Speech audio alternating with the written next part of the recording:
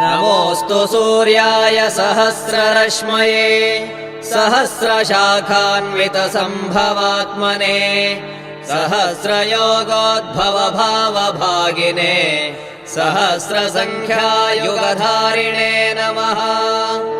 यन्मण्डलम् दीप्तिकरम् विशालम् रत्नप्रभम् तीव्रमनादिरूपम् दारिद्र्यदुःखक्षयकारणम् च पुनातु माम् तत्सवितुर्वरेण्यम्। यन्मण्डलम् देवगणैः सुपूजितम् विप्रैस्तुतम् भावनमुक्तिकोविदम् तम् देवदेवम् प्रणमामि सूर्यम् पुनातु माम् तत्सवितुर्वरेण्यम्। यन्मण्डलम् ज्ञानघनम् त्वगम्यम् त्रैलोक्यपूज्यम् त्रिगुणात्मरूपम्